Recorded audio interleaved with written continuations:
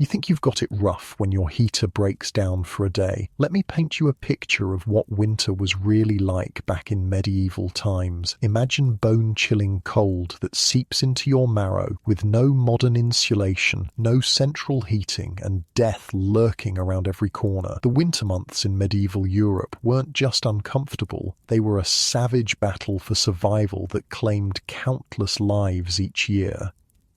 Oh, and if you're enjoying these stories, I'd really appreciate a like or subscribe. Super curious where you're all listening from, so drop a comment with your location and what time it is there. Always blows my mind how people are falling asleep to this all over the world. All right, let's head back to medieval Europe during the Little Ice Age. Trust me, it's going to be quite a ride. But first, get comfortable. Seriously, adjust those pillows, pull up that blanket, because where we're going, you're going to want to be cozy. So, congratulations. You just woke up in a small village in northern England in the year 1350. The first thing you notice isn't the light. There isn't much of that on this grey November morning. It's the cold, a biting, damp chill that makes your bones ache. Not like your comfy bed right now with its temperature-controlled environment and fluffy duvet. Your eyes flutter open to rough-hewn timber beams overhead, blackened by years of smoke. The air smells of wood smoke, damp straw, and the earthy scent of the cattle penned in the adjacent section of your home. You're lying on a straw-filled mattress set on a simple wooden frame, piled with scratchy woolen blankets and whatever furs your family has managed to acquire. The cold has crept in during the night, and your breath forms small clouds in the dim light. As you roll over, straw crunches beneath you. Your siblings and perhaps a grandparent are huddled nearby for warmth. Outside, the wind whistles through the bare trees, and frost paints delicate patterns on the small, unglazed window openings covered with oiled parchment or wooden shutters. For the family of Thomas Fletcher, this particular morning carried extra weight. It was the feast of St. Martin, November 11th, traditionally marking the true beginning of winter. The last few weeks had been spent in frantic preparation, and now the real test would begin.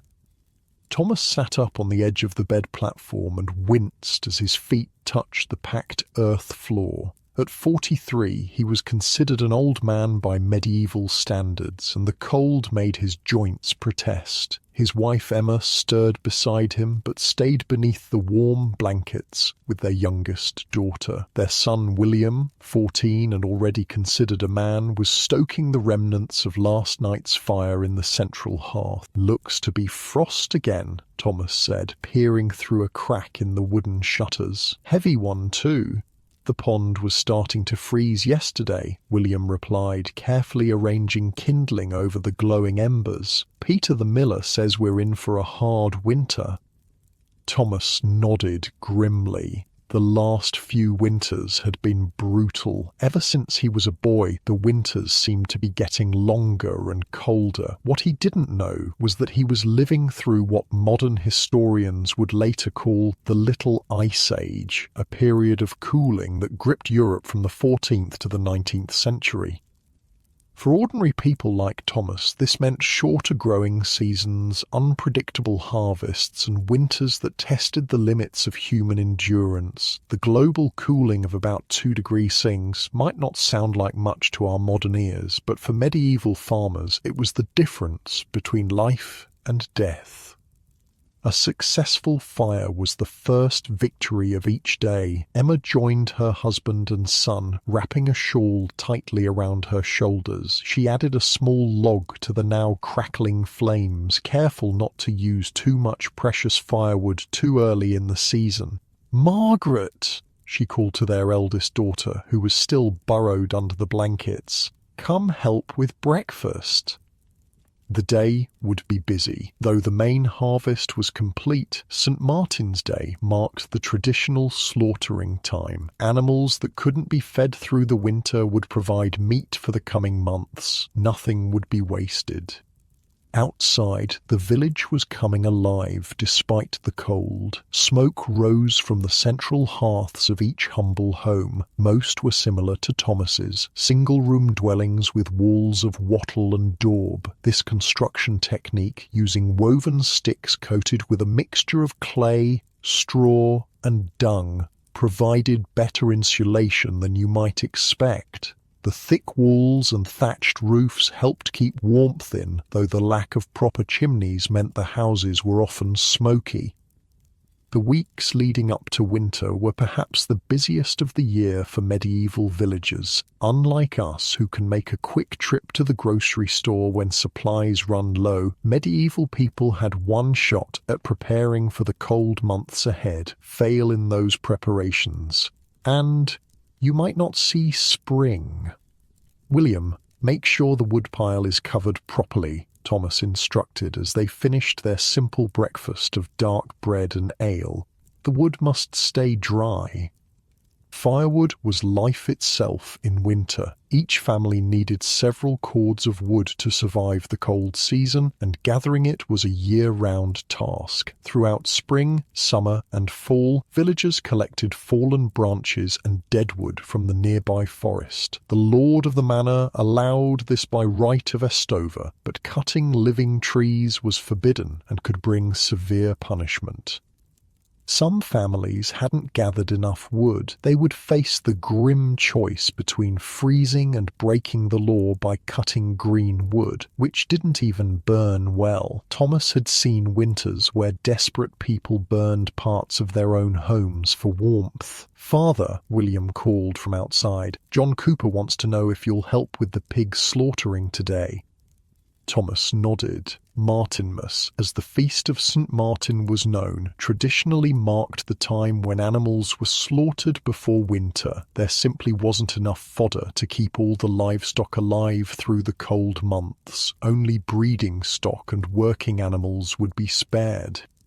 The village's preparations had been ongoing for weeks. Root vegetables had been dug up and stored in cool, dry places. Cabbages were harvested before the frost could claim them. Grains, the staple of medieval diet, had been threshed and stored in vermin-proof containers. Now came the final and most important task: preserving meat for the long, lean months ahead.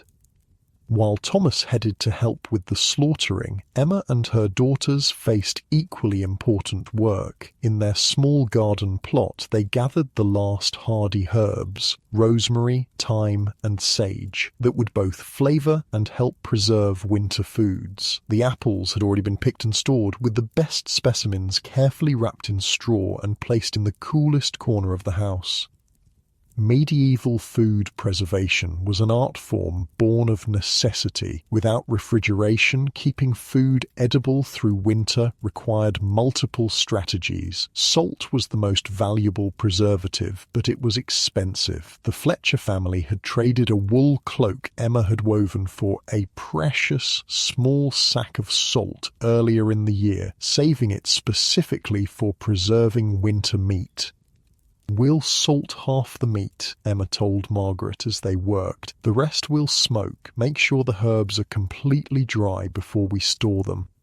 Salting meat involved rubbing cuts thoroughly with salt and packing them in more salt. Properly done, this would draw out moisture and create an environment where harmful bacteria couldn't grow. After a few weeks, the meat would be rinsed and could be cooked as needed throughout winter.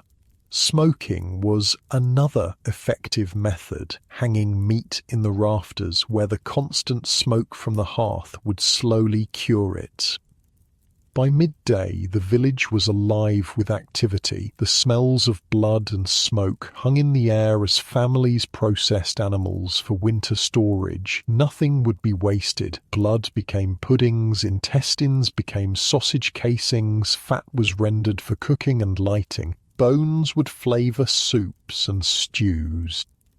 The community aspect of medieval life became most apparent in these crucial moments. Families helped each other with labor-intensive tasks, sharing tools and expertise. The village's two elderly sisters, both widows, couldn't manage slaughtering on their own, so neighbors included their one pig in the day's work.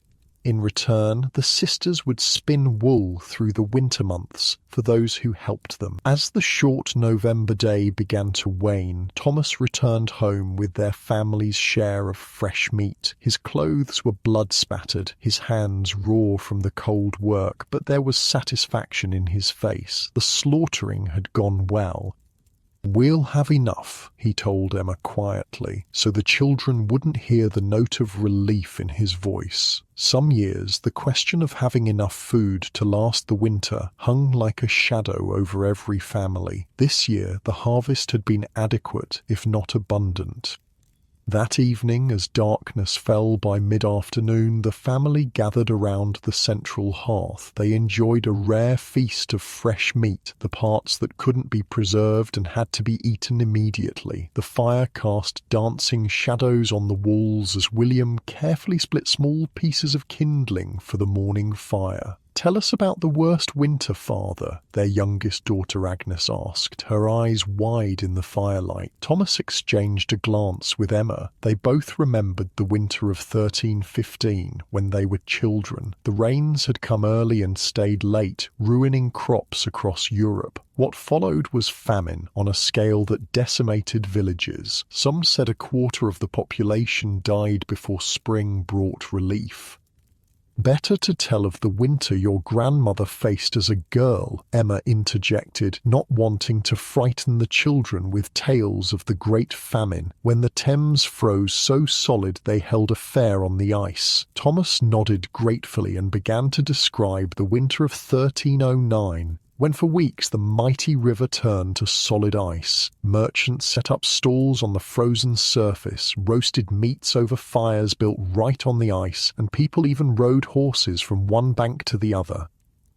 The frost fairs were a rare bright spot in the otherwise grim reality of medieval winters. For most ordinary people, winter was a time of confinement, monotony, and ever-present danger. Yet humans are remarkably adaptable, and medieval communities developed intricate systems to survive the cold months.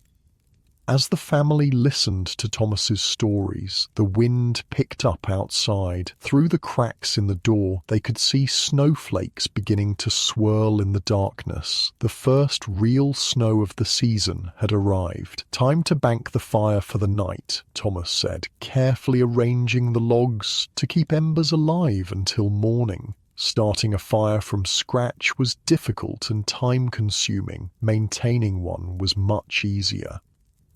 The family prepared for bed much as they had every night as the weather turned colder. Agnes placed hot stones, warmed by the fire and wrapped in rags, at the foot of the bedding. Extra clothing was layered over their sleeping garments. The shutters were checked to ensure they were secure against the wind.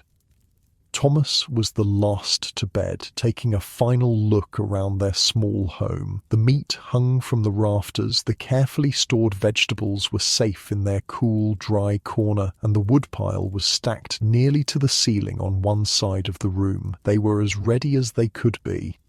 As he settled beside Emma, pulling the rough woolen blankets and fur coverlet up to his chin, he listened to the wind howling outside. Winter had arrived in earnest, earlier than usual. The real test of survival was just beginning.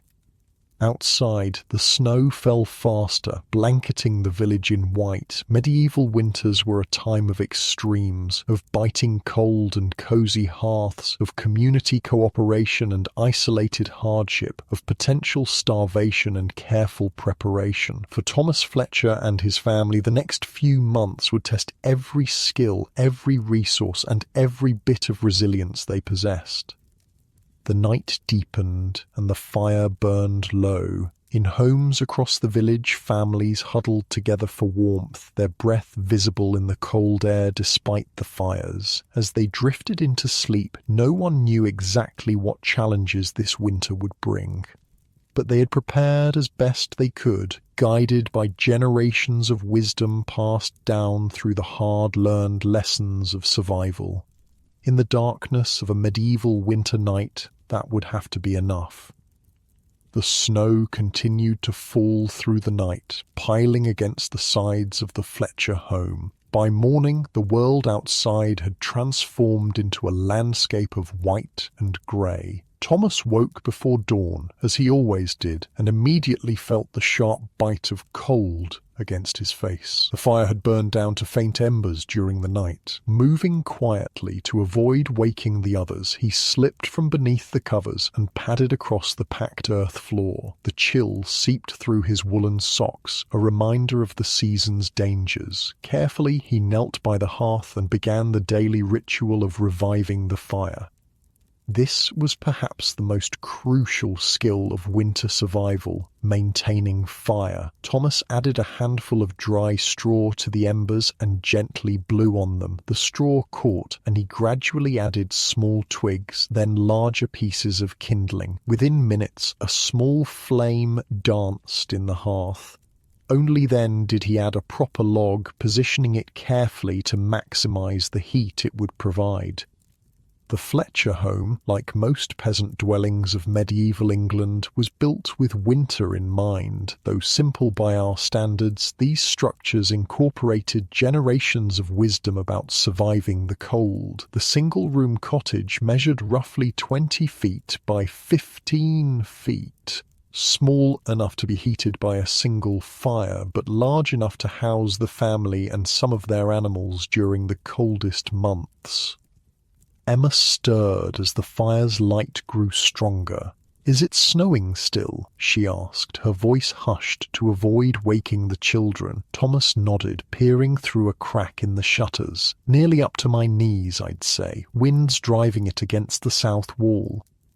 This was actually good news. Snow was an excellent insulator, and a good snowfall piled against the house walls helped keep the precious heat inside. In the harshest winters, some villagers even piled snow manually against their walls for this very purpose.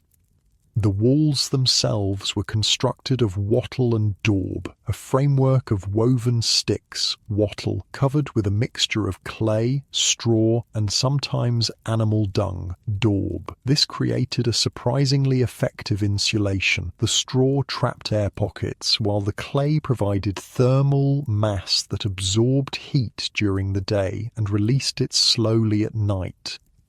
As the fire grew stronger, the central room began to warm, though warm was a relative term in medieval winter. The Fletchers would consider the room comfortable at what we might find chilly, perhaps 50–55 degrees Fahrenheit at best, and often much cooler. William and Margaret woke next, both immediately moving closer to the growing fire. The youngest, Agnes, remained curled under the blankets. "We should check the roof," Thomas said to William. "That much snow could be heavy." The thatched roof was both an advantage and a liability in winter. The thick layers of straw provided excellent insulation against both cold and heat, but heavy snow could damage it if allowed to accumulate. Most medieval houses had steeply pitched roofs specifically to shed snow, but particularly heavy falls still required attention. While the men prepared to clear the roof, Emma and Margaret began the morning meal. Breakfast in winter was simple but hearty. Porridge made from oats or barley, perhaps flavoured with a bit of honey if they were fortunate. Unlike us, medieval people didn't have separate meals of breakfast, lunch, and dinner. Instead, they typically ate 2 meals, a lighter one in the morning and the main meal in the afternoon. "Put on your leg wrappings before you go outside," Emma instructed William, pointing to the long strips of woolen cloth piled near the door. Medieval winter clothing was all about layers, with wool being the most crucial material. Unlike cotton, which loses its insulating properties when wet, wool continues to provide warmth even in damp conditions, essential in the often wet winters of northern Europe. For ordinary working people, winter clothing was practical rather than fashionable. Men wore woolen tunics reaching to the knee or mid-thigh, with undergarments of linen. In winter, they would add additional tunics or a heavier woolen overtunic. Legs were covered with loose-fitting trousers or hose, often with additional woolen leg wrappings wound around from ankle to knee. Women wore long woolen gowns with linen undergarments, adding extra layers as needed. Both sexes wore caps or hoods to retain body heat, as much of it escapes through the head. Mittens rather than gloves were common. The fingers sharing warmth was more effective than each finger being isolated. Footwear was a challenge. Leather shoes offered little insulation, so thick woolen socks were essential. Some people added insoles of felt or straw for additional warmth. In deep snow, wooden pattens, a type of overshoe, helped keep feet above the wet ground. Be careful on the roof, Emma cautioned as Thomas and William prepared to climb the rough ladder to the thatch. The storm's not finished yet. Indeed, snow still fell, though less heavily than during the night. The temperature had risen slightly with the daylight, but remained well below freezing. The village was eerily quiet, most people choosing to remain indoors unless absolutely necessary. From the roof, Thomas and William could see the entire village blanketed in white. Smoke rose from each house, creating grey columns against the pale sky. Near the manor house, which stood apart from the peasant dwellings, servants were already clearing paths. The manor house represented a different approach to winter survival. Built of stone rather than wattle and daub, it was both more durable and, ironically, often colder. Stone conducted heat away quickly, making such buildings difficult to warm. However, the lord's house had advantages unavailable to peasants. Multiple fireplaces rather than a central hearth, glazed windows that admitted light while blocking wind, and tapestries hung on walls to add insulation. For the lord's family, winter comfort came through luxury adaptations, finer furs, better fuel for hotter fires, and servants to maintain them constantly. Yet even the nobility felt winter's bite. Castle life in January could be miserable, with draughty halls and bedchambers so cold that ice sometimes formed in water basins overnight. The Fletchers, like most peasants, had adapted their living space for maximum winter efficiency. The house was oriented with the smaller end facing the prevailing winter winds, minimizing the surface exposed to the elements. The door was on the lee side, protected from direct wind. Inside, the central hearth was positioned to heat the entire space as evenly as possible. By mid-morning, the immediate chores were complete. The roof was cleared, more firewood was brought in from the covered stack outside, and breakfast was finished. Now came the challenge that defined winter days: how to stay warm while conserving precious fuel.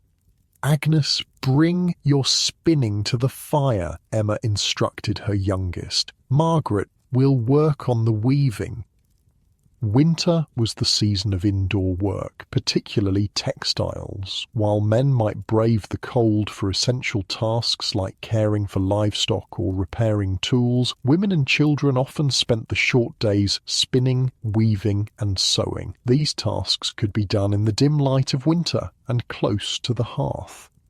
"The cow needs milking," Thomas reminded William. Though they had slaughtered some animals before winter, the family kept one milk cow in the byre, the attached shelter that housed livestock. During particularly cold spells, the cow might even be brought into the main room of the house. This practice of sharing living space with animals wasn't simply due to affection for livestock. Animals generated considerable body heat, and having them indoors was a practical way to stay warmer. A cow could raise the ambient temperature of a small house by several degrees.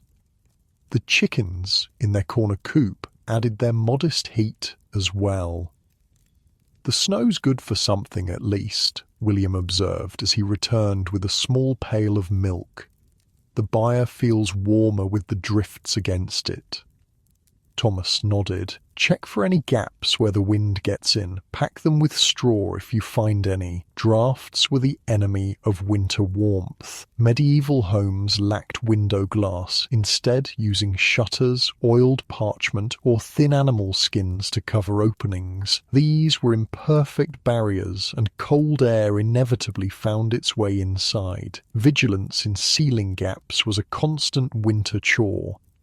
As noon approached, Emma added ingredients to the pot hanging over the fire. Winter meals centered around what had been preserved: dried beans, salted meat, stored root vegetables. Today's pottage contained a bit of salted pork for flavor, dried peas, onions, and turnips from the storage pit. The storage pit was another medieval winter adaptation, a small cellar or hole dug into the ground and lined with straw, where root vegetables could be kept cool but not frozen. Some vegetables, like cabbages, might be preserved by pickling or fermentation instead. While the pottage simmered, filling the house with its savoury aroma, Thomas worked on repairing a wooden harrow by the light of the fire. Tools had to be ready for spring planting, which would come sooner than it seemed during these dark days. The wind's picking up again, Margaret noted, pausing in her weaving to listen to the howl around the eaves. Thomas glanced at the fire. They were using wood faster than he'd like on such a cold day, but there was no help for it. Without adequate heat, they risked not just discomfort, but danger. Every winter, the village lost at least one elderly person to the cold. "We'll move the bedding closer to the hearth tonight," he decided. On the coldest nights, the family would abandon their usual sleeping arrangements and create pallets directly around the fire, taking turns adding fuel throughout the night. By early afternoon, the main meal was ready. The family gathered around the fire to eat from wooden bowls, savouring the warmth of the food as much as its flavour. Mealtimes were a bright spot in winter days, a pause in the constant effort to stay warm. "Tell us more about the frost fair, Father," Agnes requested between spoonfuls of pottage. Thomas smiled, always ready to share stories that made winter seem magical rather than merely threatening. "Well, they say that in the Great Frost of 1309, the Thames froze so hard that people walked across it as easily as a road. Merchants set up booths on the ice itself, selling hot wines and roasted meats. There were games and races, musicians and jugglers." What Thomas didn't mention was that such extreme freezes also brought extreme hardship. During frost fairs, many died from cold, hunger, or accidents on the ice, but stories of winter's wonders helped balance the reality of its dangers.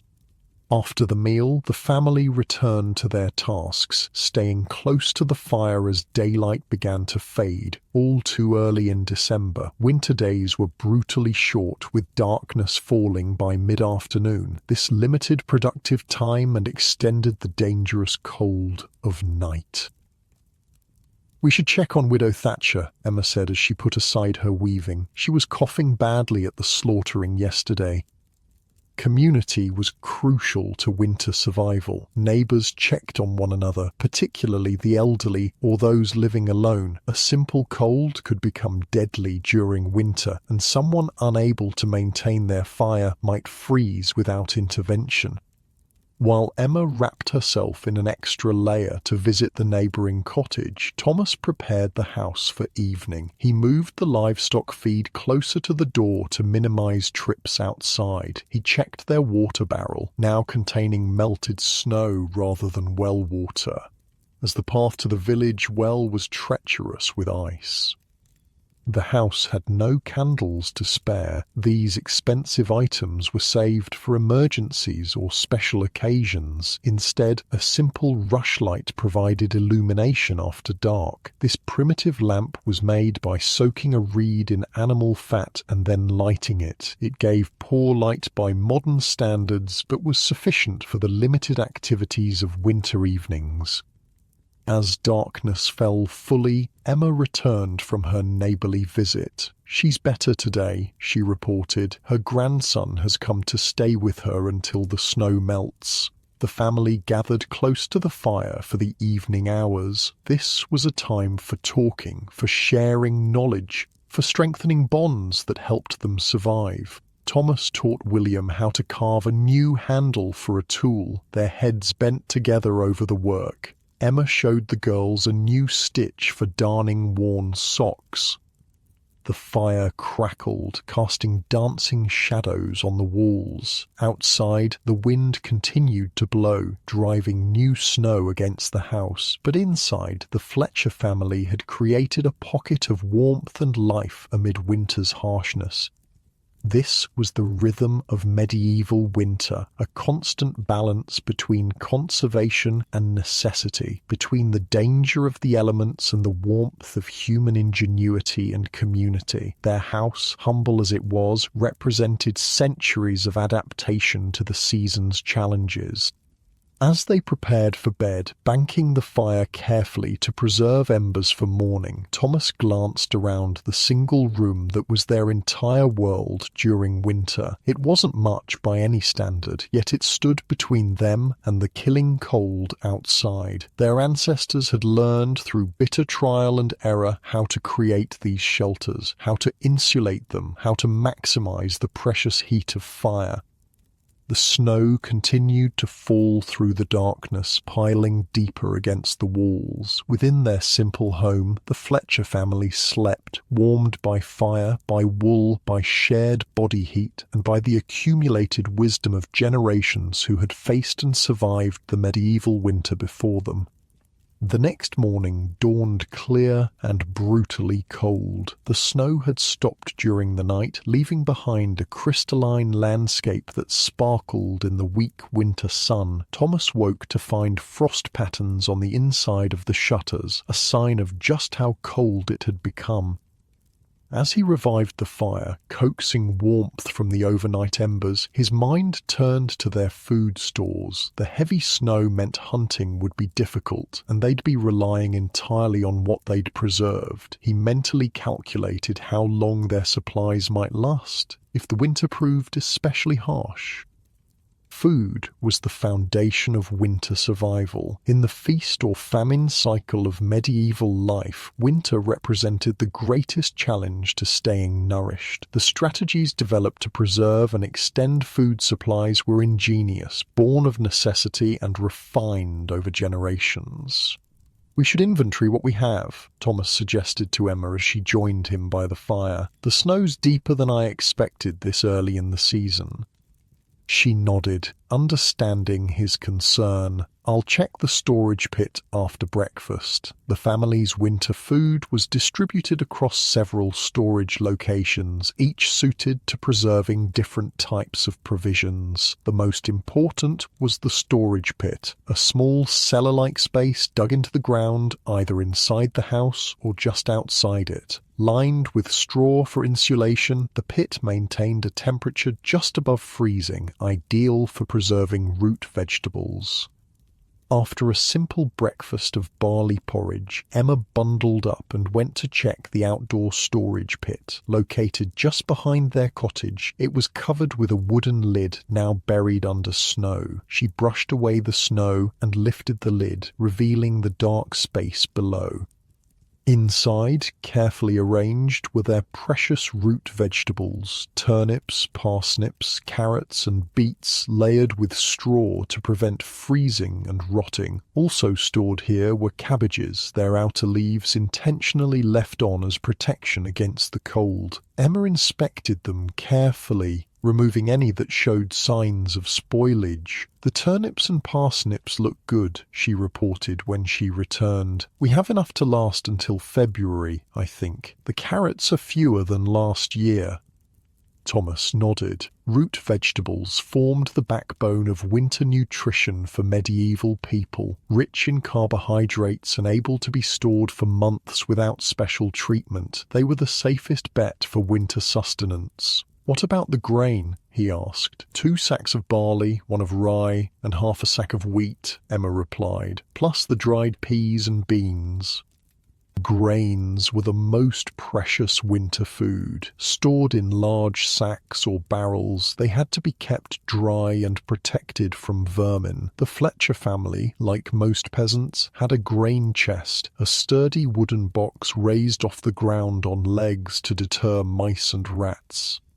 Inside, their winter grain supply was carefully rationed. Medieval people didn't think in terms of calories or nutrition as we do, but they understood that different foods provided different kinds of sustenance. Grains delivered the feeling of fullness and energy needed for winter work. A person needed about 2 pounds of grain per day to survive, though in winter, with reduced activity, they might manage on less. The salt meat, Thomas continued, mentally cataloguing their resources.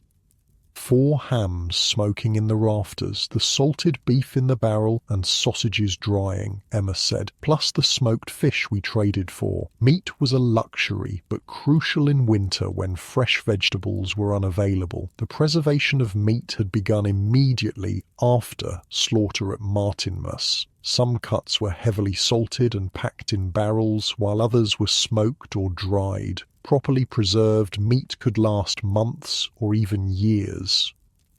The smoking technique was straightforward but effective. Meat was hung high in the rafters where the smoke from the daily fire would slowly cure it. The smoke contained compounds that preserved the meat while also imparting flavour. The higher and cooler area of the cottage, away from the direct heat of the fire, was perfect for this process. "And we have 3 wheels of cheese," Margaret added, "plus the honey pot and dried fruits." Dairy products were transformed for winter storage. Fresh milk couldn't be preserved, but cheese could last for months or even years. The Fletchers had made several wheels of hard cheese during the summer and fall when their cow produced the most milk. Now, these aged wheels provided precious fat and protein during the lean months. Thomas nodded, satisfied with the inventory. They had enough to survive a normal winter, though there was little margin for excess. The real challenge would come in late winter and early spring, the time known as the hunger gap, when stored foods began to run low but new crops weren't yet available. "We'll need to be careful with the grain," he said, "especially if this cold holds." Medieval food preservation was a complex science developed through trial and error over centuries. Without refrigeration, people relied on methods that changed the environment around the food to prevent spoilage: drying, smoking, salting, fermenting, pickling, and sugaring. Each method had advantages and limitations. Drying removed moisture that bacteria needed to grow, making it perfect for fruits, herbs, and some vegetables. Smoking added compounds that prevented bacterial growth while drying the food. Salting drew out moisture through osmosis and created an environment hostile to microbes. Fermentation encouraged beneficial bacteria that prevented harmful ones from developing. Pickling in vinegar created high acidity that preserved vegetables. Sugaring, coating fruits in honey, sealed them from the air and prevented spoilage. As Emma prepared the midday meal, these preservation methods were evident in every ingredient she used. The pottage today contained dried peas, salt pork, and turnips from the storage pit. She seasoned it with dried herbs from bundles hanging from the rafters, thyme, sage, and a precious pinch of imported pepper they'd received as payment for a woodworking job Thomas had done for the miller. "The bread's almost gone," Agnes observed as Emma cut thin slices from their loaf to accompany the meal. "We'll bake tomorrow," Emma replied. "The flour's already mixed." Bread was a staple But baking required significant fuel. Most peasant families didn't bake daily as we might imagine. Instead, they created dense, hearty loaves that would last several days or even weeks. Some communities shared a communal oven to conserve fuel, but in harsh winter weather, each family typically baked in their own hearth. The actual bread of medieval winters was quite different from our modern idea of bread. Made primarily from barley or rye rather than wheat, it was dark, dense, and often sour. Wheat was reserved for special occasions or for selling to wealthier households. The coarser grains produced a heartier loaf that stayed edible longer, a crucial feature for winter storage. As they ate their midday meal, Thomas shared plans for the afternoon. If the weather holds, William and I will check the rabbit snares. We might have fresh meat for tomorrow. Hunting provided an important supplement to stored foods, though winter made it challenging. Heavy snow, limited mobility, and game was scarcer and leaner. Still, rabbits, squirrels, and winter birds could be trapped or hunted, providing fresh meat to vary the monotonous winter diet. "Mind you stay on our common lands," Emma cautioned. "The Lord's Forester was asking about poaching just last week. The distinction was important. Peasants had rights to hunt small game on common land, but the forests belonged to the Lord, and hunting there, especially for larger animals like deer, was strictly forbidden. The penalties for poaching could be severe, from fines to mutilation or even death in extreme cases." After the meal, Thomas and William prepared to check their traps. They wrapped extra cloths around their feet and legs for warmth and pulled woolen caps down over their ears. "We won't be long," Thomas promised. "If the weather turns, we'll come straight back." While they were gone, Emma and the girls continued indoor work. Food preparation in winter was a constant activity. Without modern conveniences, every meal required significant time and effort. The girls helped their mother grind grain for tomorrow's bread, turning the small hand quern, a simple stone mill, to produce coarse flour. "Why can't we use the miller's mill?" Agnes asked, her arms already tired from the effort. "The path's too dangerous with ice," Margaret answered before her mother could, "and besides, the miller takes a portion as payment. Indeed, the village mill, powered by water or wind, produced finer flour more efficiently than hand querns, but the miller charged for this service, typically about 1/16 of the grain brought for milling. In winter, when every handful of grain was precious, many families chose to grind their own, accepting the coarser texture to preserve their supply." The afternoon wore on, the weak winter sun already beginning to sink, though it was barely past midday. Emma stirred the pottage occasionally and set out ingredients for the next day's baking. From the rafters, she cut a small piece of salt pork to add flavour to tomorrow's meals. The preservation of meat required careful management. Once a piece was cut into, it needed to be used relatively quickly. The outer portions, more thoroughly dried or salted, were saved for later in the winter. This careful rationing ensured that preserved meats would last through the lean months. Thomas and William returned as dusk approached, bringing welcome news. 2 rabbits caught in their snares. This fresh meat would provide a change from the preserved foods they'd been eating and add valuable protein to their diet. "The snow's good for tracking," William reported excitedly. "I saw deer prints near the stream, though they were heading toward the Lord's forest." Thomas nodded but said nothing. In the harshest winters, when food ran dangerously low, some villagers risked poaching from the Lord's lands. It was a desperate measure, taken only when starvation threatened. For now, their stored provisions were sufficient. The rabbits were quickly skinned, the valuable fur set aside for later use. Nothing would be wasted. The meat would be cooked, the organs added to pottage, the bones saved for soup. Even the blood was collected to make a simple pudding. We'll have rabbit stew tomorrow, Emma decided, hanging the cleaned carcasses from a hook near the hearth. The cool corner of the house would keep the meat fresh for a day or two. As evening settled in, the family gathered for their second meal of the day. Winter typically meant 2 meals rather than 3. The shorter days and reduced activity made this pattern practical, and it conserved food supplies. The evening meal was similar to the midday one. More pottage, though slightly thicker as it had cooked down through the day with the last of the bread. The ale's running low, Thomas noted as he drained his wooden cup. I've grain set aside for brewing, Emma assured him. We can start a new batch tomorrow if the weather's not too cold. Ale was more than just a beverage in medieval winter. It was a significant source of calories and nutrition. Made from fermented grain, it provided carbohydrates and, importantly, was safer to drink than potentially contaminated water. Even children drank weak ale, though with lower alcohol content than that consumed by adults.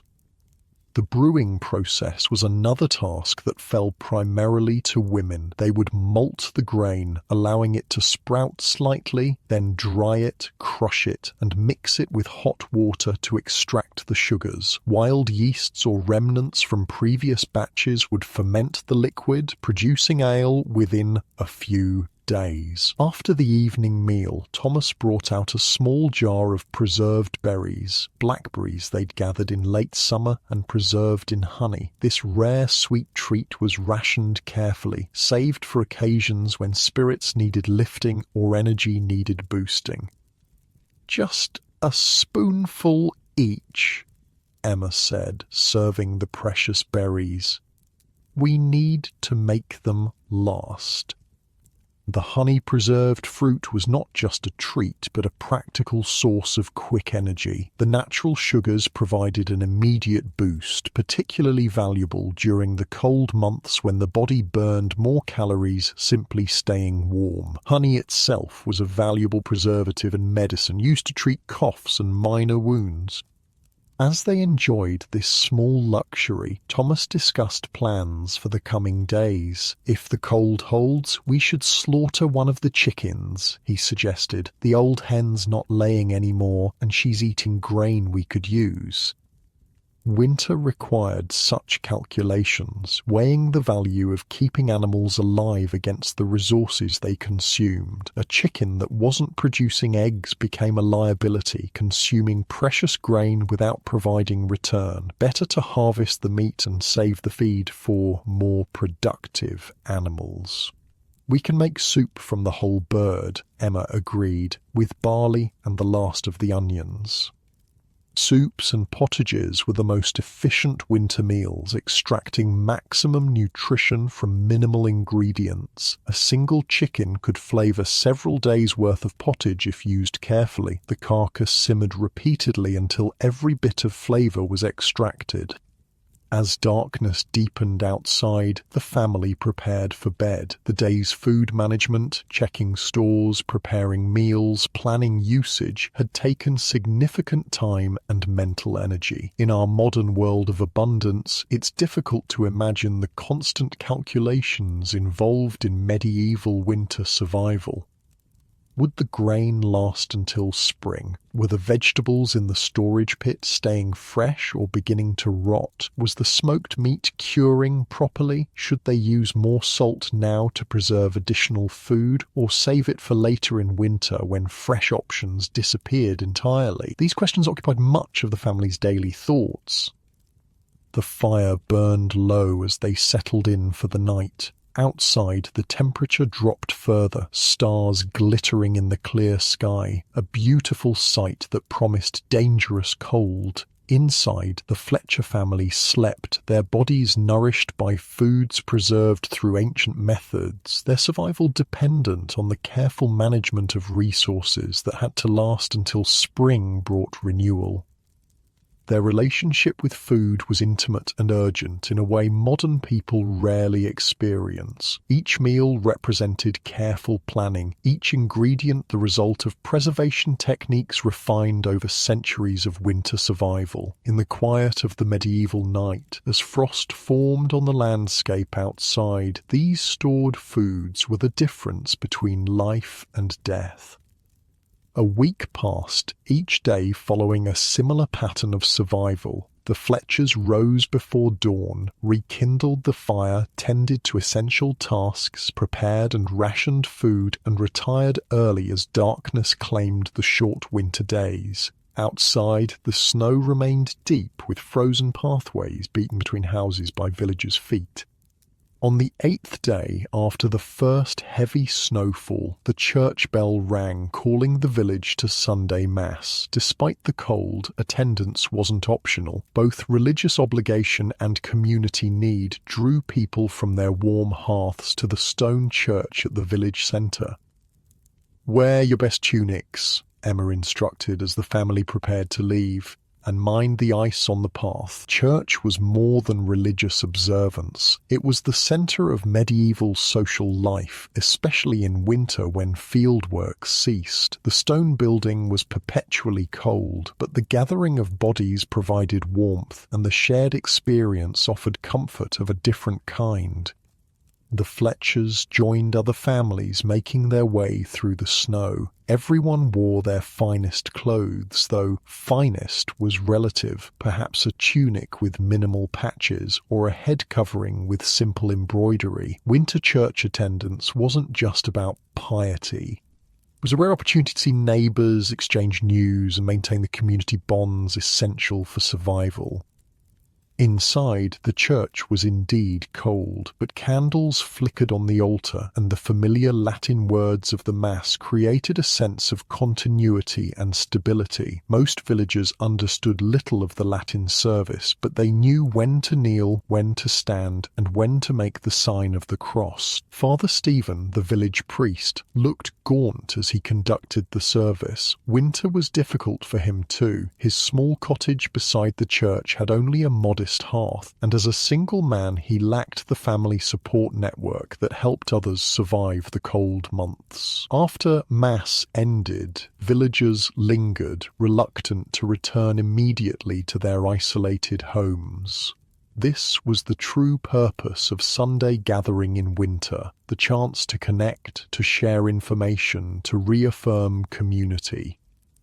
"Any word from the manor about work?" Thomas asked John Cooper, who sometimes served as a messenger between the village and the Lord's estate. "Nothing yet," John replied, "though they're saying the Lord will need men to clear fallen trees once the snow melts." Such information was valuable. Winter work was scarce but essential for families whose food stores might not last until spring. Clearing fallen timber, repairing roads, or helping with construction at the manor provided rare opportunities to earn food or coin during the lean months. The women gathered in their own circles, exchanging different but equally vital information. "My youngest has a cough that won't quit," said Alice Miller, her face lined with worry. "Nothing seems to help. Try honey and ground pine needles steeped in hot water," Emma suggested. "It helped Agnes last winter." Medical knowledge was passed this way, from woman to woman, tested through generations of trial and error. With no doctors available to peasants, these folk remedies represented the best hope for treating winter ailments. Children played in the churchyard despite the cold, throwing snowballs and sliding on the ice. These moments of freedom from the confines of small, smoky houses were precious, allowing pent-up energy to be released. As the gathering broke up, Father Stephen approached Thomas. "Will you and William join us tonight?" he asked. "I've been teaching young Henry to play chess, and we could use more players." Thomas nodded, pleased at the invitation. "We'll come after the evening meal," he promised. This was another aspect of winter community. Small gatherings in different homes or at the church, providing entertainment and companionship during the long, dark evenings. Back at their cottage, Emma prepared the midday meal while Thomas added precious fuel to the fire. The church visit had chilled them, and they needed to restore warmth to both their bodies and their home. "Can we go to Widow Thatcher's tonight for stories?" Agnes asked as they ate. She promised to tell about the fairy rings last week. "If the weather holds," Emma agreed, "and if you finish your spinning first." Evening gatherings served multiple purposes in medieval winter. They allowed several families to share a single fire, conserving precious fuel. They provided entertainment when no other diversions were available. Most importantly, they maintained the social fabric of the village, strengthening bonds that might be called upon in times of need. As promised, Thomas and William headed to the priest's cottage after their evening meal. Wrapped in extra layers against the bitter night air, the snow squeaked beneath their feet, a sign of extreme cold. Above, the stars glittered in a clear sky, beautiful but foreboding. Clear winter nights were always the coldest. Father Stephen's cottage was modest, but contained luxuries unavailable to most villagers. A few precious books, a real glass window, though tiny, and a chess set carved from wood. The pieces were simple but recognizable, worn smooth from years of handling. "Welcome, welcome!" The priest greeted them, ushering them toward the fire. "Henry's already here, eager to show his new skills." Henry, the blacksmith's son, was 16 and uncommonly bright. The priest had taken an interest in him, teaching him to read simple Latin and to play chess, a game usually reserved for nobles and clergy. The chessboard was set up on a small table near the hearth. The rules they played by were somewhat different from modern chess, but the basic concepts were similar: strategy, foresight, and careful planning. These same skills helped communities survive winter, making the game both entertainment and practical education. "The bishop moves only on diagonals," Father Stephen reminded William, who played less frequently than the others. "Like this." The men and boys played for several hours, the competition friendly but intense. Chess was more than a game. It was an escape from the monotony of winter, a chance to exercise minds that might otherwise dwell too much on the cold and hunger. Meanwhile, Emma and the girls made their way to Widow Thatcher's cottage, joining several other women and children already gathered there. The widow's home was small but warm, with a well-maintained fire and walls recently replastered with fresh daub to keep out drafts. Come in, Chiara," the old woman greeted them. Despite her age and the recent illness, her eyes were bright with the anticipation of company. "We're just about to start." The cottage was crowded but cozy, with women sitting on benches, stools, and cushions made from straw-stuffed sacking. Most had brought some handwork, spinning, sewing, or mending that could be done while listening to stories. The practical never ceased, even during leisure time. "Tell us about the fairy rings," one of the younger children requested, echoing Agnes's earlier wish. The widow smiled, settling into her role as keeper of tales. "Well now, you all know the green circles that appear in the meadows in summer," she began. "They say those are where the fairies dance on Midsummer's Eve. But in winter, those same fairies go underground, and if you listen carefully on the stillest nights, you can hear their music beneath the snow." The children's eyes widened, imagining the magical world beneath the frozen landscape. The adults smiled too, not because they necessarily believed the tale, but because stories brought colour and wonder to the monochrome winter world. Storytelling was the primary entertainment of medieval winter evenings. With no books, television, or internet, the spoken word carried the community's history, values, and imagination. Stories connected listeners to a world beyond their immediate circumstances, a particularly valuable escape during winter confinement. "But you must never follow that music," the widow continued, her voice dropping dramatically. "For those who dance with the winter fairies are never seen again in the world of men." The story continued, weaving elements of old pagan beliefs with Christian morals, a common feature of medieval folklore. When it ended, another woman took up the role of storyteller, sharing a tale about a clever peasant who outwitted a greedy lord. This tale brought knowing smiles. Such stories of peasant triumph over authority were popular, but would never be told where the lord or his representatives might hear. The winter gathering was a safe space for such small rebellions of the imagination. As the evening progressed, the women shared not just stories but songs, work songs that normally accompanied summer labor in the fields, love ballads that had been passed down for generations, and religious hymns learned from church services. The music filled the small cottage, creating a warmth that went beyond the physical heat of the fire.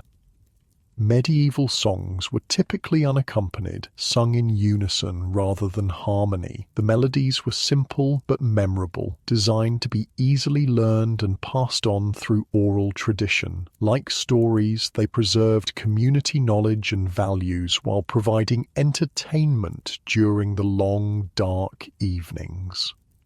In both the priest's cottage and the widow's home, the gatherings continued until the fires burned low. Then, reluctantly, the visitors prepared to return to their own homes. The short journey through the frigid night was the price paid for hours of companionship and entertainment. "Mind the path," Thomas cautioned William as they left the priest's cottage. "It's all ice now." The night had grown colder still, the stars brilliant in the black sky. Their breath formed clouds in the freezing air, and the snow crunched loudly underfoot. They walked quickly, eager to return to their own hearth. Emma and the girls were already home when they arrived, the cottage seeming especially dark and cold after the animated gatherings they'd all enjoyed. Thomas quickly revived the banked fire, adding fuel carefully measured to last until morning. "Did you win at chess?" Emma asked as they prepared for bed. "Father Stephen always wins," William replied with a good-natured shrug, "but I lasted longer this time." "And the widow's stories?" Thomas asked his daughters. Agnes launched into an enthusiastic retelling of the fairy ring tale, her eyes still wide with wonder. Margaret, at 14, pretended greater sophistication but listened intently to her sister's narration. This sharing of experiences was itself a form of entertainment, extending the pleasure of the evening gatherings. Each family member had different stories to tell, different songs they'd heard, different news they'd gathered. The next day brought another dimension of medieval winter entertainment. A travelling peddler arrived in the village, his pack laden with small goods from distant markets. Such visitors were rare in winter, when roads were often impassable, making his arrival a significant event. Word spread quickly, and villagers gathered in the open area near the church to see what he offered. The peddler, a short man with a weather-beaten face, displayed his wares on a piece of cloth spread over the snow. Ribbons, needles, simple jewellery, spices, and small tools. Few villagers had coin to spend, especially in winter when income opportunities were scarce, but the peddler accepted other forms of payment: eggs, cheese, small handicrafts that he could sell elsewhere. This barter system allowed even poor communities to access goods from beyond their immediate area. The peddler was valuable for more than just his wares. As he travelled between villages and towns, he gathered news and stories, becoming a human newspaper in a world without mass communication. "They say the river's frozen solid 10 miles north," he reported to the gathered villagers, "and food's growing scarce in the town. You're better off here with your own stores." Such information helped communities gauge their relative situations and prepare for challenges that might be heading their way. If famine or disease was reported in nearby areas, villages could limit travel or ration supplies more carefully. The peddler also brought songs and stories from other regions, introducing new elements to the local repertoire. That evening, the regular gatherings buzzed with fresh tales he'd shared, some believable, others clearly embellished, but all providing welcome novelty in the winter routine.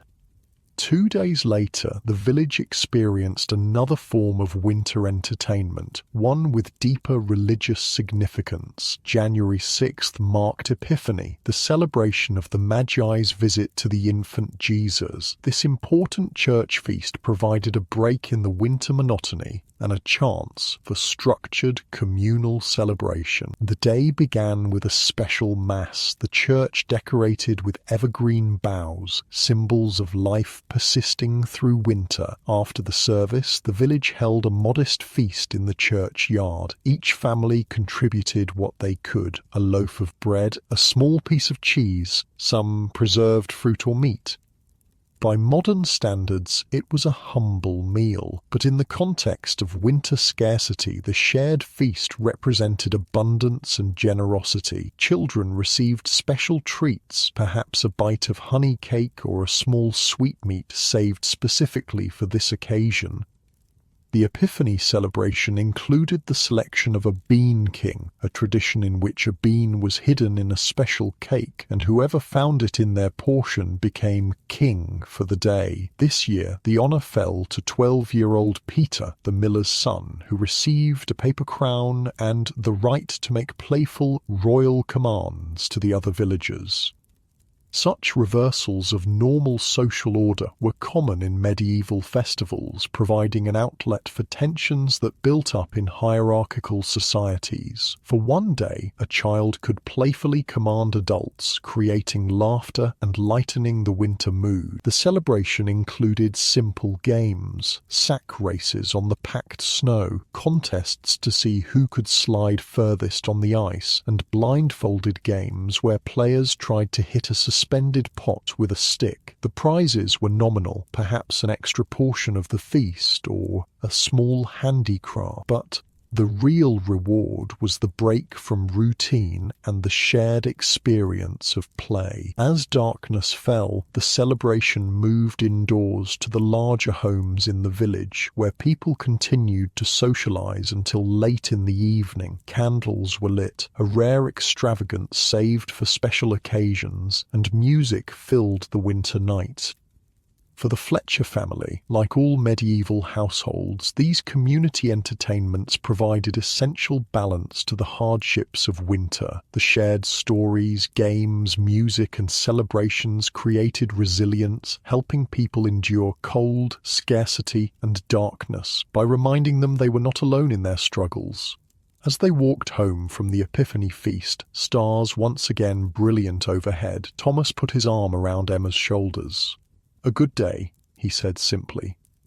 She nodded, understanding all he meant by those few words. In the harsh reality of medieval winter, a good day was one where hunger was temporarily forgotten, where laughter outweighed worry, and where community bonds were strengthened against the challenges still to come.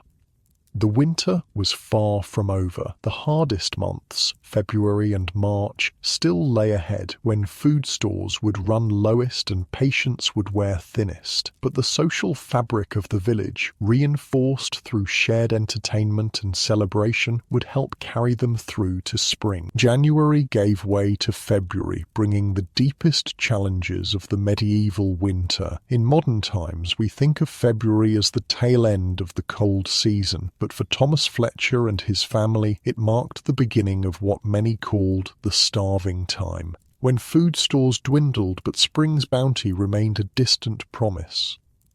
The morning of Candlemas, February the 2nd, dawned grey and forbidding. Thomas woke with a heaviness in his chest that had nothing to do with the weather. As he kindled the day's fire from carefully preserved embers, he calculated their remaining supplies once more. "The grain is low," he told Emma quietly when she joined him. "We have perhaps 3 weeks of full rations. Then we must stretch it." She nodded. unsurprised. This was the rhythm of medieval winter: abundance at its beginning, careful management in its middle, and potential scarcity at its end. The period from February until the first spring harvests in May or June was historically the most dangerous time of year. "The dried peas will help," she said. "And we still have 2 wheels of cheese." Thomas appreciated her practical response. There was no point in dwelling on what couldn't be changed. The food they had preserved in autumn was what they had. No more could be acquired until spring brought new growth. As if to emphasize the challenges ahead, 6-year-old Agnes woke coughing, her small face flushed with fever. "Not again," Emma murmured, going to feel her daughter's forehead. The little girl had suffered from winter coughs for as long as she'd been alive, each cold season bringing at least one bout of respiratory illness.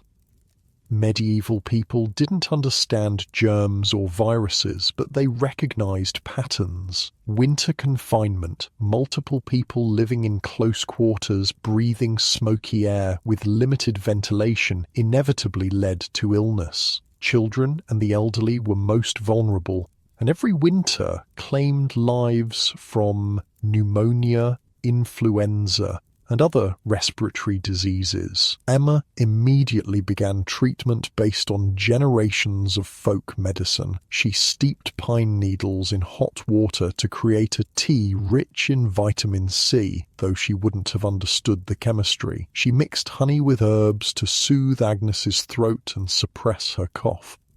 Most importantly, she kept the child warm and encouraged her to drink frequently. "Should we call for Father Stephen?" Thomas asked, concern evident in his voice. The priest served as the closest thing to a doctor available to peasant families. Emma considered, placing her hand on Agnes's chest to feel her breathing. "Not yet," she decided. "The fever isn't too high and her breathing isn't laboured." This assessment, watching carefully for the difference between a common winter illness and a life-threatening one, was a crucial skill for medieval parents. Without modern medicine, they relied on observation, experience, and inherited knowledge to determine when an illness required intervention beyond home remedies.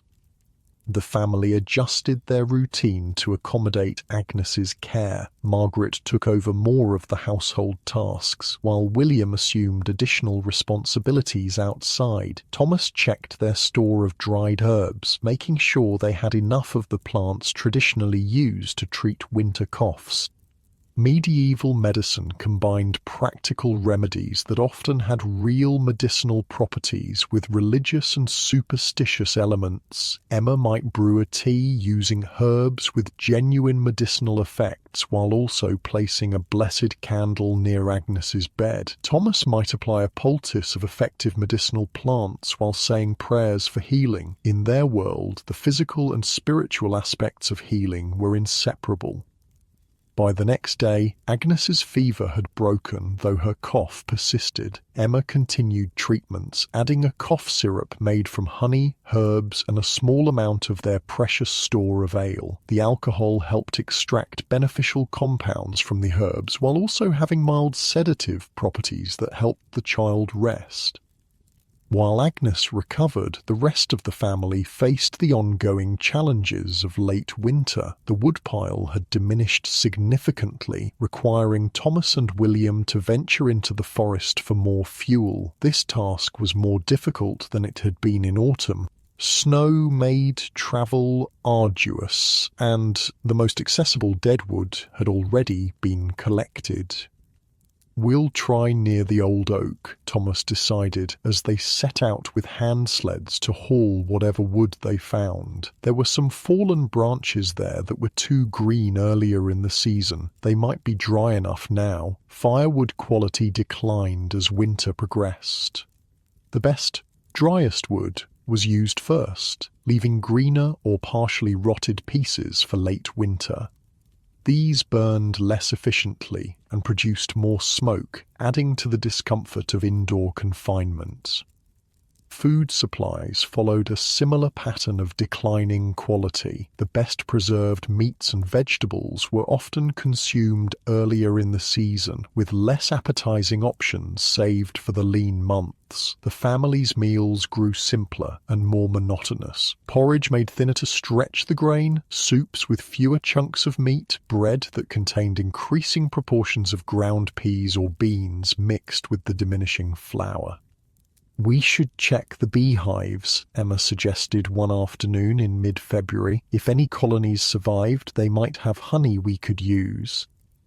Beekeeping was an important aspect of medieval agriculture, providing both honey for sweetening and preservation and beeswax for candles. Most hives remained dormant through winter, with bees clustering inside for warmth. A healthy hive might contain surplus honey that could be carefully harvested even in winter, though beekeepers left enough for the colony to survive until spring flowers bloomed. Thomas and William trudged through the snow to check the family's 2 hives, located at the edge of their garden plot. One showed no signs of life. The colony had likely succumbed to cold or disease, but from the second came a faint buzzing when Thomas gently tapped its side. "They're alive in this one," he reported. "We'll leave them be for now. If we're desperate before spring, we can take a small amount of honey, but I'd rather let them keep their stores if possible." This restraint was characteristic of sustainable medieval farming practices. Taking too much honey might mean the death of the colony, eliminating not just future honey production, but also the crucial pollination bees provided for fruit trees and other crops. Long-term thinking often overrode immediate needs. As February continued, other challenges emerged. The stored root vegetables began to sprout in their dark storage pit, rapidly losing nutritional value. The last wheel of cheese developed a mouldy spot that had to be carefully cut away. The smoked meat hanging from the rafters had been used more quickly than planned due to Agnes's illness and the need for strengthening broths. The Fletcher family was not alone in these late winter struggles. Throughout the village, similar calculations and compromises were being made in every household. This was why medieval communities were so tightly knit. Individual families might face disaster alone, but collective resources and knowledge improved everyone's chances of survival.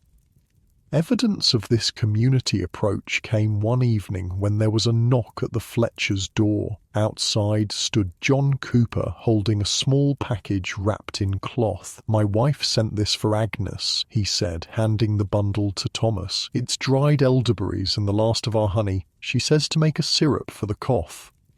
Thomas accepted the gift with genuine gratitude. Later in winter, such generosity was especially meaningful. The Coopers were giving away food they might need themselves before spring, but this was the unwritten contract of village life. Help given would be help returned when circumstances changed. The gift illustrated another aspect of medieval winter survival, the exchange of specialized knowledge and resources. Different families excelled at different skills or had success with different crops and preservation methods. The Coopers were known for their herb garden and honey, while the Fletchers might share their expertise in wood carving or cheese making with neighbors in need. By late February, signs of coming change began to appear despite the persistent cold. The days grew noticeably longer, with darkness falling later each evening. This natural change had practical benefits. Extended daylight meant less fuel used for rushlights and more productive hours for indoor work. "Listen," William said one morning in early March, "birds." Indeed, the first migratory birds had returned, their songs a promise of spring, even as snow still covered the ground. Medieval people were acutely attuned to these natural indicators of seasonal change. They marked time not by calendars, but by observing the world around them. A bird migrations, bud formation on trees, changes in weather patterns. We should check for willow catkins, Thomas suggested. If they're emerging, we can make willow tea for Agnes's cough. Certain plants, like willow, produced their first growth while winter still held sway. These early signs of life weren't just symbols of hope, but practical resources. Willow contains salicin, a compound similar to aspirin, making it an effective treatment for pain and inflammation. Another example of how medieval folk medicine often had valid scientific foundations. As March progressed, the challenges of winter continued, but with an important psychological difference: the visible promise of eventual relief. Snowdrops pushed through the melting snow in protected areas. Ice began to break up on the village pond. The quality of light changed, becoming brighter and warmer even on cold days. These signs allowed the family to begin planning for spring activities. Thomas inspected and repaired farm tools that would soon be needed for ploughing and planting. Emma sorted through saved seeds, identifying what they had for the new growing season. William prepared fishing lines and hooks for when the streams became accessible again. "We should expand the garden this year," Thomas said during an evening meal of thin barley soup. "Plant more beans and peas. They kept well and filled our bellies this winter." This kind of reflection and planning was a crucial benefit of the winter season. Despite its hardships, winter provided time for medieval families to evaluate what had worked well and what needed improvement. Without the constant pressure of fieldwork, they could develop strategies for the coming year based on their recent experiences. The transitional period between winter and spring, roughly from mid-March through April, brought its own unique challenges. The weather became highly unpredictable, with warm, spring-like days followed by brutal cold snaps. Melting snow created mud that made travel difficult and increased the risk of flooding in low-lying areas. Food supplies reached their lowest point during this transition. The Fletchers, like most families, had exhausted most of their stored provisions, but couldn't yet harvest new crops. This was the true hunger gap, the dangerous weeks when medieval communities were most vulnerable to starvation. "We'll thin the porridge more," Emma decided, as she assessed their remaining grain in late March, "and send William to check the early fishing spots. The ice might be breaking up enough for him to catch something." Strategies for surviving this final phase of winter included reducing portions, extending meals with foraged plants as they became available, and pursuing fresh food sources like fish as soon as seasonal conditions allowed. Hunting improved as animals emerged from winter hibernation or returned from migration, though game remained lean after the scarce winter months. The village as a whole turned to communal approaches during this challenging time. Families with surplus shared with those in need, with the understanding that roles might be reversed in future years. The church distributed alms to the poorest households. Labor was exchanged for food. A strong young man might chop wood for an elderly neighbor in exchange for a portion of their remaining preserves. By early April, the first wild greens appeared. Dandelions, nettles, and other plants dismissed as weeds in modern times, but valued as vital nutrition in the medieval spring. These early plants were rich in vitamins and minerals depleted during winter's limited diet. Emma taught the girls which plants to gather and how to prepare them to remove bitterness while preserving nutrients. "Nettles make the best spring soup," she explained as they carefully harvested the stinging plants using cloth-wrapped hands. They restore strength after winter weakness. Medieval people didn't understand vitamins or minerals as we do, but they observed the effects of different foods on health. Their traditional spring tonics and cleansing diets often contained exactly the nutrients needed to recover from winter's dietary restrictions. As April advanced, the pace of change accelerated. The last snow melted, except in deeply shaded areas. The soil warmed enough to begin preliminary garden work. Livestock that had been kept in close quarters all winter were gradually returned to pasture, though brought in at night when frost still threatened. For the Fletcher family, the official end of winter came with the spring planting. The exact timing varied by crop and local conditions, but typically began in late April or early May. The first planting of peas and beans marked the transition to the growing season and the gradual easing of food scarcity. "We made it," Thomas said simply on the evening after they planted the first seeds. There was no elaborate celebration. Medieval people didn't mark the end of winter with festivals as they did its beginning. Instead, there was quiet satisfaction in having survived another cycle of scarcity and cold.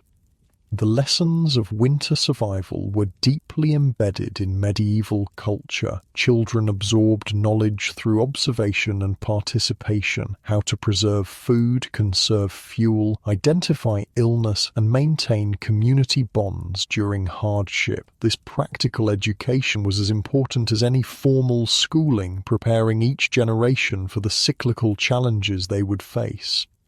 For Thomas and Emma, now in middle age by medieval standards, each winter survived represented both personal resilience and the successful transmission of knowledge to their children. William, at 14, had taken on increasingly important responsibilities throughout the winter. Margaret had mastered many of the household skills essential for a future as a wife and mother. Even young Agnes had begun learning the seasonal rhythms of survival.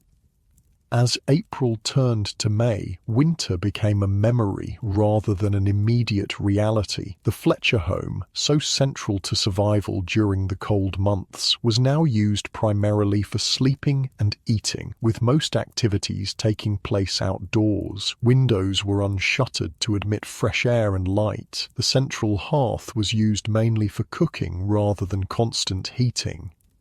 The family's focus shifted entirely to growth and abundance, planting crops, tending animals, and beginning the cycle of food production that would sustain them through the next winter. But the experiences of the cold months remained present in their planning and decision-making.